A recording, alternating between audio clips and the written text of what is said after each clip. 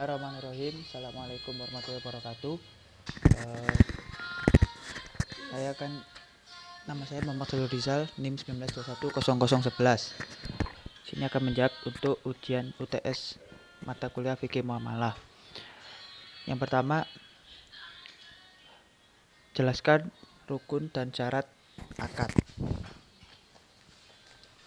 Rukun akad itu ada 3, yaitu dua orang yang sedang berakad, lalu ada sigot, ijab dan qabul, lalu ada ma'qud alaih atau barang yang diakadkan.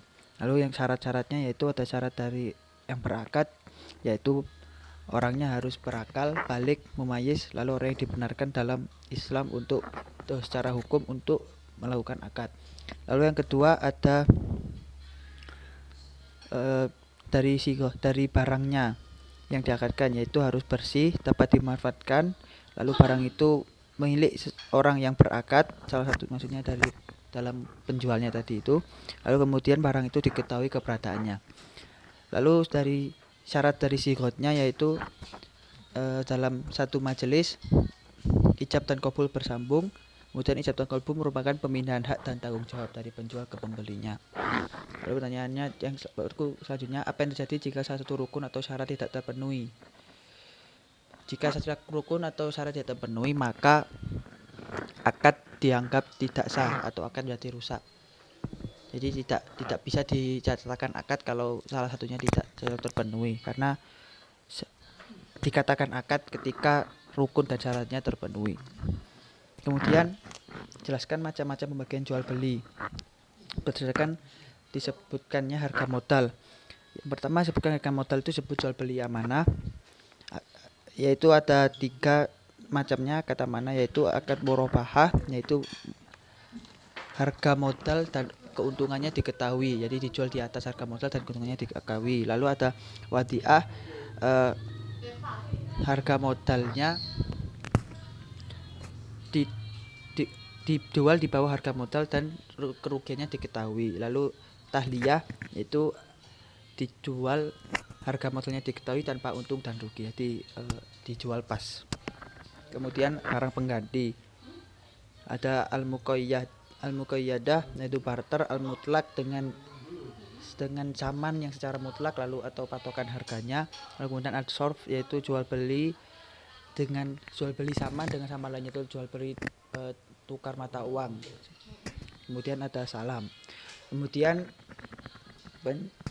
ada dari waktu penyerahan barang dan pembayaran harga, yaitu ada 4, yaitu penyerahan barang dan pembayaran secara langsung, lalu pembayaran tertunda, ada penyerahan barang yang tertunda, lalu kemudian penyerahan barang dan pembayaran yang sama-sama tertunda. Kemudian soal nomor 2, dalam akad jual beli ternyata penjual belum memiliki barang yang ditransaksikan. Maka di sini dalam konteks ini boleh, asalkan barang yang dijual belikan itu sifat-sifatnya jelas. Meskipun barangnya itu penjual belum memiliki barang, tetapi ketika jelas seperti sifat-sifat barang, lalu kondisi sifat-sifatnya, lalu jelas kondisinya dan sebagainya, maka masih dibolehkan. Tapi ketika tidak ada sifat-sifat dan sebagainya, maka itu tidak dibolehkan. Seperti contoh lewat jual beli tas ya, sepertinya tas, tapi tasnya itu penjual ini masih mau membeli dulu. Nah, hal seperti ini tidak apa-apa selama penjual itu dapat menjelaskan kondisi tas yang belum ada itu, seperti tasnya itu mereknya ini, ukurannya sekian, kondisinya sekian dan sebagainya, maka tidak apa-apa. Tapi ketika penjual tidak bisa menjelaskan tentang sifat-sifatnya, ciri-ciri barangnya dan sebagainya, maka itu tidak diperbolehkan. Lalu dalam akad al-istisna, salah satu pihak meminta agar ditetapkan khiyar syarat. Dalam akad al-istisna tidak apa-apa untuk melakukan khiyar syarat. Akhirnya bisa memilih untuk meneruskan, bisa kembali barangnya. Istilahnya bisa dibenarkan lagi, diperbaiki lagi barang tersebut. Tapi dalam prakteknya ketika orang itu memesan ketika melakukan akad isi, nah, otomatis dia sudah mensurvei bagaimana ketika orang ini membuat sebuah barang, apakah bagus, apakah bagaimana kualitasnya dan sebagainya. Lalu kemudian orang yang pemesan tadi ini juga pasti memiliki kriteria barang. Jadi sudah pesan seperti ini, seperti ini, seperti ini, dan seperti ini. Maka kalau tidak sesuai ya otomatis batal. Kemudian dalam transaksi falas internasional dibutuhkan minimum 2 hari kerja agar dana tersebut diterima. Tidak masalah yang selama ada jaminannya, jadi ada selama itu terpercaya, otomatis bukan sebuah penipuan, jadi tidak masalah seperti itu. Hukumnya boleh saja. Yang penting jelas, lalu terpercaya, lalu ada jaminannya kalau seumpama uang tidak diterima dalam waktu tersebut. Lalu jelaskan aplikasi akad murabahah dalam keuangan kontemporer. Sebenarnya dalam aplikasinya sekarang akad murabahah ini sudah terjadi, pasti terjadinya karena seorang penjual pasti mengambil keuntungan dan sudah diketahui pula harga modalnya, maka tidak perlu disampaikan saya membeli modalnya sekian maka saya jualnya sekian, tidak perlu. Cukup hanya memberikan sebuah harganya langsung dan semua sudah tahu pasti bahwa ini sudah pasti mengambil keuntungan dari harga modalnya, seperti itu. Yang ketiga, penjelasan tentang kaidah umum bahwa hukum asal segala sesuatu adalah boleh sampai datangnya dalil yang menunjukkan tentang keharamannya.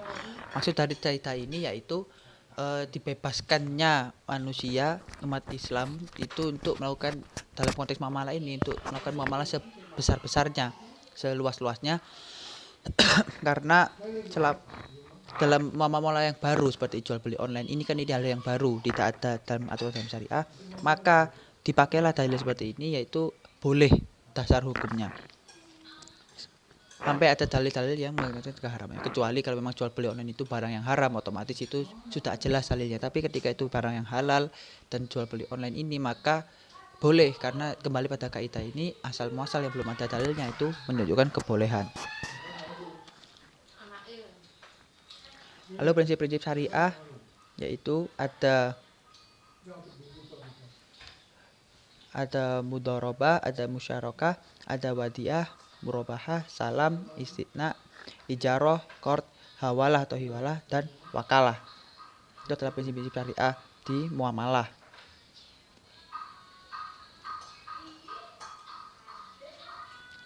Kemudian sebutkan dan jelaskan 5 larangan dalam membuat akad muamalah maliyah, yaitu ada maisir yaitu perjudian.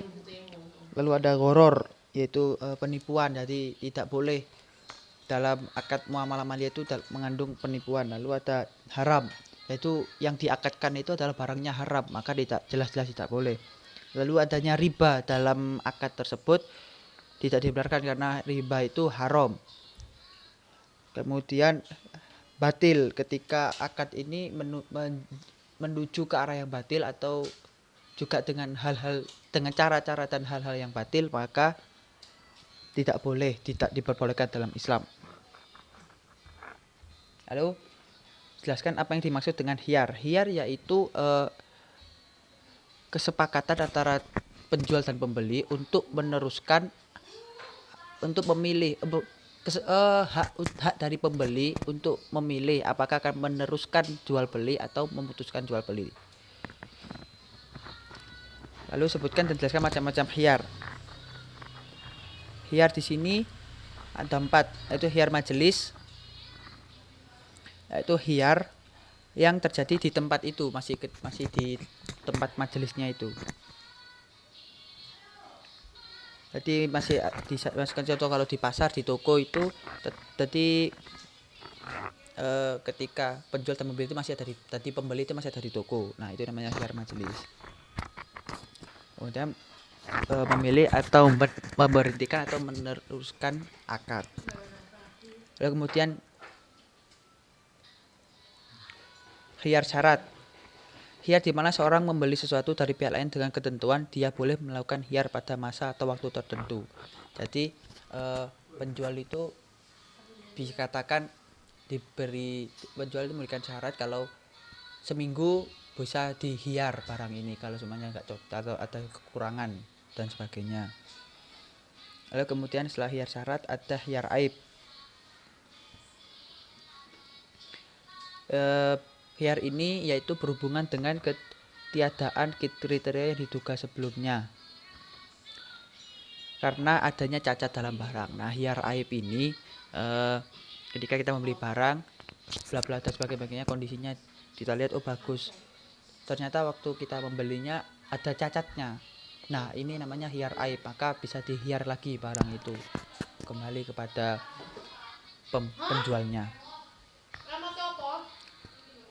Nah, yang terakhir ada khiyar ru'yah, yaitu hak seorang pembeli untuk membatalkan suatu akad atau melangsungkannya ketika ia melihat objek akad dengan syarat ia belum melihatnya ketika berlangsung akad atau sebelumnya ia melihatnya dalam batas waktu tertentu.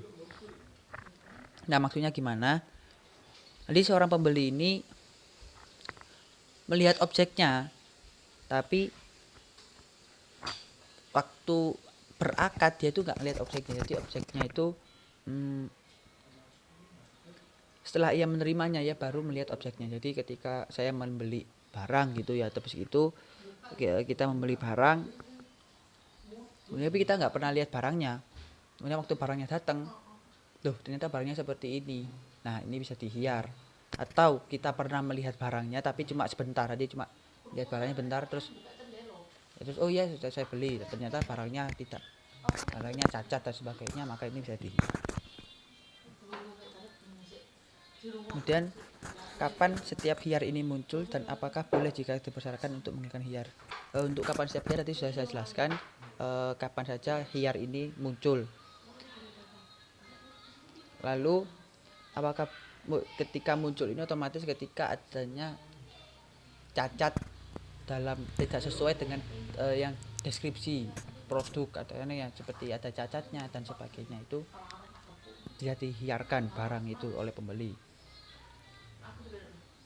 Nah, apakah boleh jika dipersyaratkan untuk menghilangkan khiyar? Tidak masalah dipersyaratkan untuk menghilangkan khiyar, seperti di Indomaret contohnya. Tidak boleh dikembalikan, dihiar lagi barangnya. Akan tetapi khiyar tersebut terjadi sebelum akad, belum ada. Di kalau Indomaret kita sebelum membeli kan kita memilih-milih barang. Nah, disitulah terjadi khiyar. Ketika kita tidak cocok membeli barang itu, kita bisa mengembalikannya. Nah, makanya tidak masalah ketika tidak ada khiyar, dipersyaratkan untuk menghilangkan khiyar karena khiyarnya sudah terjadi sebelumnya, seperti itu. Lalu untuk penerapan khiyar dalam jual beli online,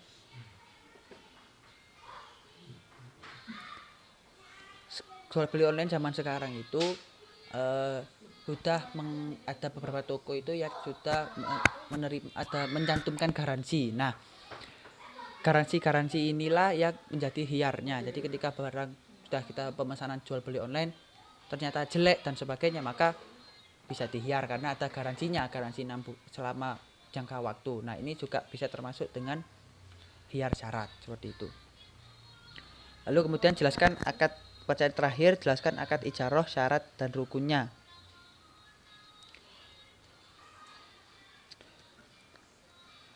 Rukun dari syarat ijarah ini, rukun dan syarat ijarah itu yaitu yang pertama rukunnya ada 2 orang yang berakad, kemudian ada sighah yaitu ijab dan qabul.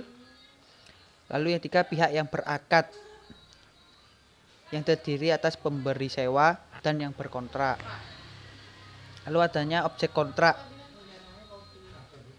yaitu yang terdiri dari pembayaran dan pemanfaatan dan penggunaan. Nah, jadi syaratnya rukunnya itu ada 2 orangnya, ada sigot, ada pihak yang berkontrak, pihak yang berakad, jadi itu, lalu kemudian ada objek akadnya seperti itu. Lalu syarat-syaratnya, syarat ada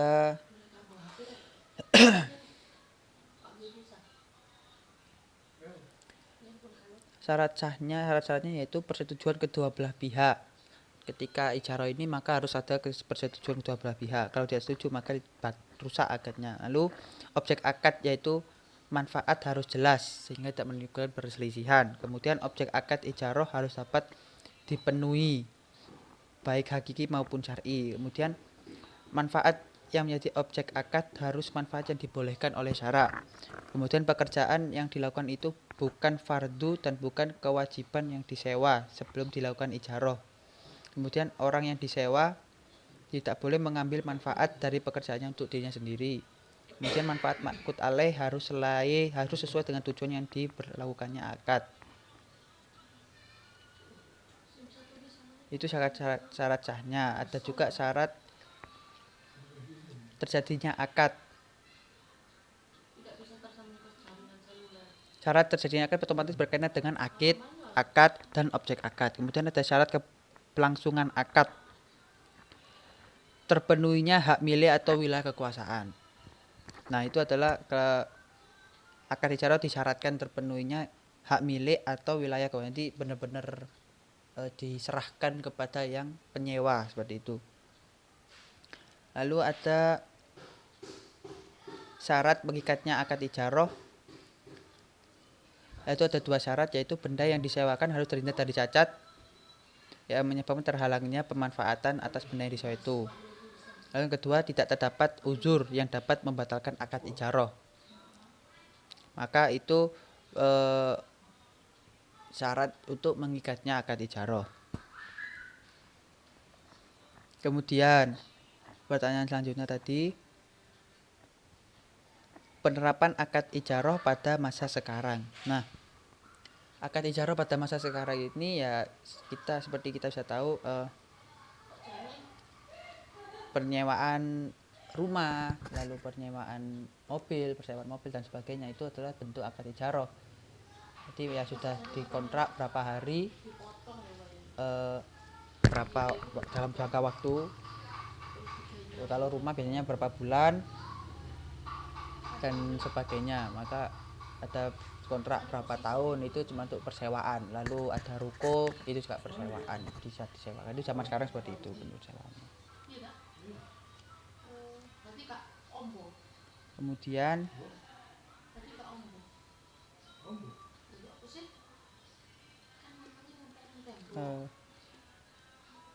soal selanjutnya,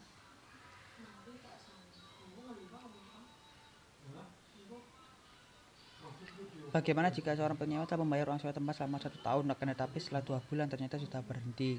Apakah dia bisa mendapatkan sisa uangnya kembali?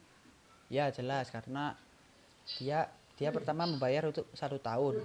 Nah, otomatis ketika dia punya tempat itu hanya untuk 2 bulan, maka bisa diomongkan kepada pihak penyewa, lalu bisa dikatakan bahwa saya mau uangnya kembali karena saya sudah mau pindah dan sebagainya, itu tidak masalah.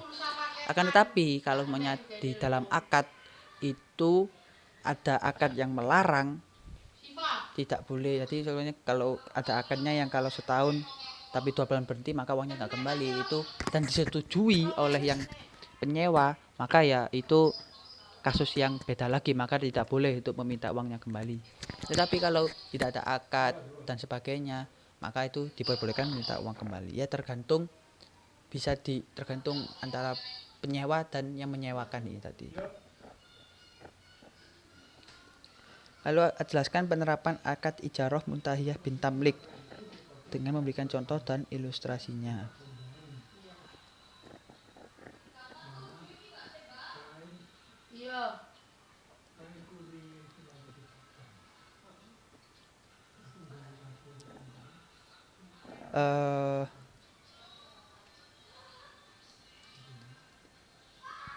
Akad muntahiyah bin tamlik ini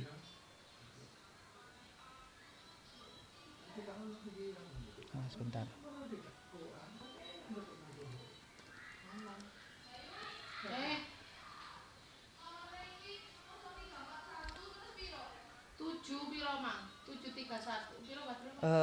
Ijaroh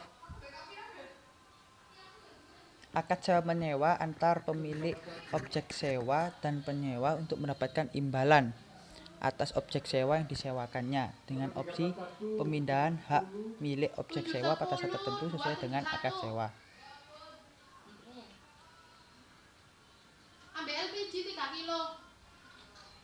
Nah, maksudnya gimana?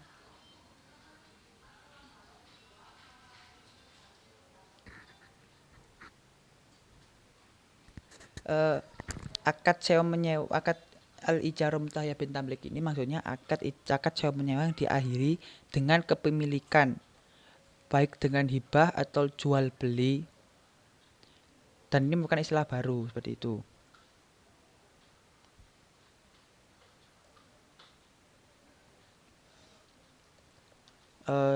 Lalu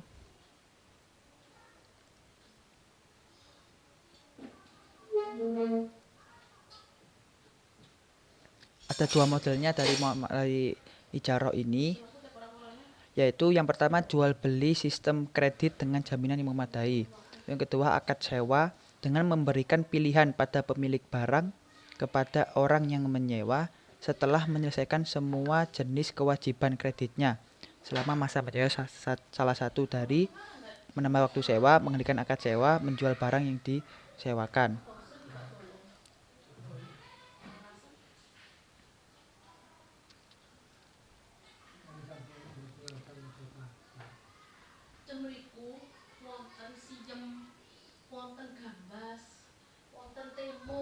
Jadi contohnya ini ya, contohnya dalam prakteknya itu contoh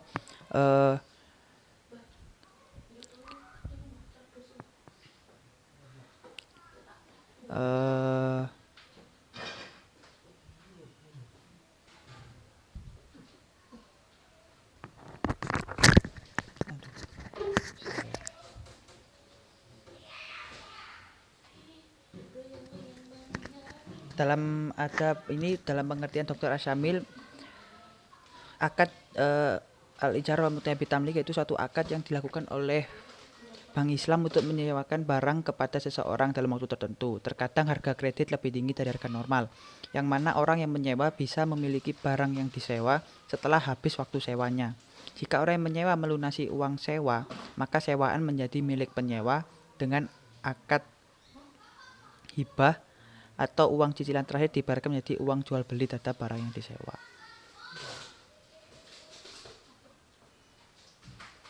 Seperti mana ya contohnya ya? Mungkin seperti ini contohnya, ketika ada kita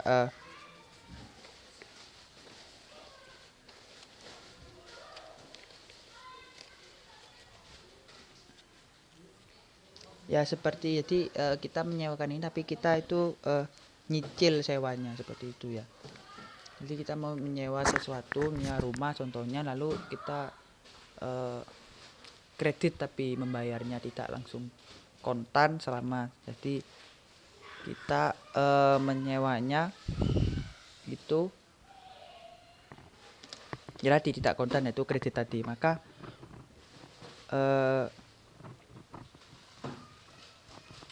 ketika kontraknya ini, ketika kreditnya ini sudah selesai, maka bisa penyewa ini mempunyai pilihan, mempunyai hak kepada yang menyewakan itu untuk meneruskan sewa atau membatalkan sewa, menambah waktu sewanya maksudnya, lalu menghentikan akad sewa, lalu kemudian bisa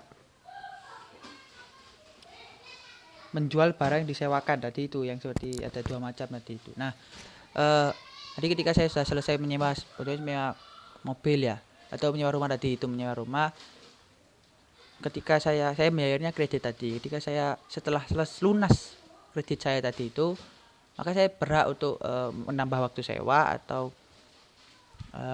meneruskan atau berhenti tidak menyewakan. Itu terserah dari penyewa seperti itu. Mungkin itu adalah contoh dari konsep ijarah muntahiyah bin tamlik dalam zaman sekarang. Mungkin demikian apa yang dapat saya sampaikan. Semoga bermanfaat. Mohon maaf jika terdapat banyak salah kata. Syukron. Assalamualaikum warahmatullahi wabarakatuh.